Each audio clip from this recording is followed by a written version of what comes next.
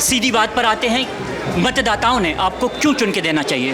भाई देखिए कि मैंने 2017 का चुनाव लड़ा था और उस चुनाव में कुछ 21 दिन पहले मैं मैदान में उतरी थी, मतलब मुझे उतारा गया था लोगों के मांग के हिसाब से, और मैं पराभव का मैंने सामना किया है। उस पराभव के बाद मैं घर नहीं बैठी, मैं लगातार पिछले 7 सालों से अणुशक्ति नगर विधानसभा क्षेत्र में लोगों के बीच में रह के उनके सामाजिक कार्य कर रही हूँ। 2019 में लोगों ने पिताजी को चुन के दिया और लगातार उनके साथ पिछले 5 सालों से विकास कामों में उनके नेतृत्व के नीचे काम करती आई हूँ। साथ ही साथ जब वो कुछ टाइम के लिए अवेलेबल नहीं थे हमारे बीच, उनके एब्सेंस में लीड रोल लेके अणुशक्ति नगर विधानसभा के जितने भी विकास काम थे उनको साथ में लेके किया है। लोगों की जो समस्याएँ थी उसको हल किया है। लोगों के गली मोहल्ले, बिल्डिंग, सोसाइटी, चाहे वो पहाड़ के ऊपर हो चाहे वो समंदर के किनारे हो, सभी जगह मैं पहुंची हूं। और मेरा मानना है कि ये जो मैंने लोगों के बीच में पहुंच बनाई है वो मेरी एक पहचान बन गई है कि इनकी कोई भी मुश्किलें रहें, इनके ऊपर कोई भी और कैसा भी सिचुएशन रहे, ये लोगों का साथ नहीं छोड़ते। प्रचार रैली में शामिल हो रही हैं, जन संवाद साध रही हैं, क्या लगता है कि आने वाले दिनों में जो 20 तारीख को वोटिंग होनी है, 23 तारीख को क्या रिजल्ट सामने आएगा सना मलिक के लिए? हम अपने कैंपेन को भी वैसे ही सिंपल और पॉजिटिव रखते हैं जैसा हमेशा हमारा अप्रोच है।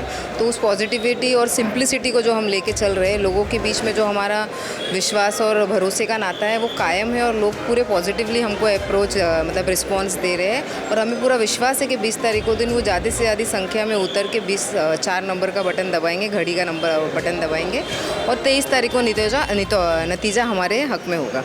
टक्कर कैसी लगती है? जिस तरह चुनाव प्रचार भी चल रहा है, आपका भी चल रहा है और कहीं विपक्ष पार्टियों का भी चुनाव चल रहा है, उसमें प्रचार चल रहा है, उसमें क्या टक्कर दिखती है आपको?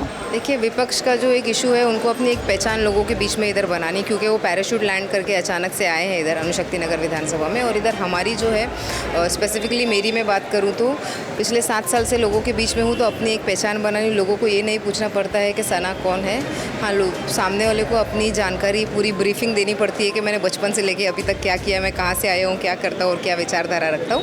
लेकिन हमें इतना ब्रीफली बात करना पड़ता है। हम जब भी प्रचार के बीच में जाते हैं तो लोग से हम खाली अपील करते हैं और बाकी खुद ही लोग बोल देते हैं कि आपका काम बोलता है। नवाब मलिक 2 बार यहाँ से विधायक रहे हैं, ऐसे में सना मलिक अपने आप को कहाँ पाती हैं? मैं वही फुटस्टेप्स पे उनके चल रही हूँ और मुझे पूरा भरोसा है जिस तरीके से लोगों ने नवाब भाई को बार बार चुन के दिया है, उसी तरीके से जो भी हालात में हमने पिछले 5 साल निकाले हैं लेकिन लोगों के बीच में संपर्क नहीं तोड़ा, वही विश्वास लेके आज भी जनता हमारे साथ है। और तो आने वाले 23 तारीख के दिन ये पूरी तरीके से साबित हो जाएगा। मतदाताओं से क्या अपील करेंगी आप?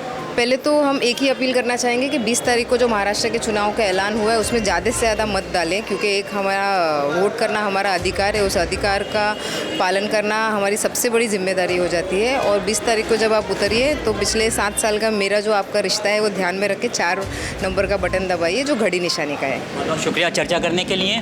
तो ये थी अणुशक्ति नगर विधानसभा से उम्मीदवार राष्ट्रवादी कांग्रेस पार्टी की अजीत दादा गुट से उम्मीदवार हैं और चुनाव है।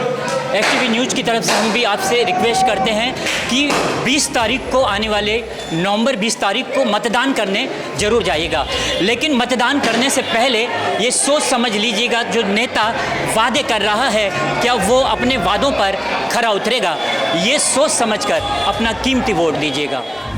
हमें लाइक करें। मुंबई और महाराष्ट्र से जुड़ी हर खबर के लिए एसटीवी न्यूज़ को सब्सक्राइब करें, बेल आइकॉन को प्रेस करें और पाएं ताज़ा तरीन खबरें।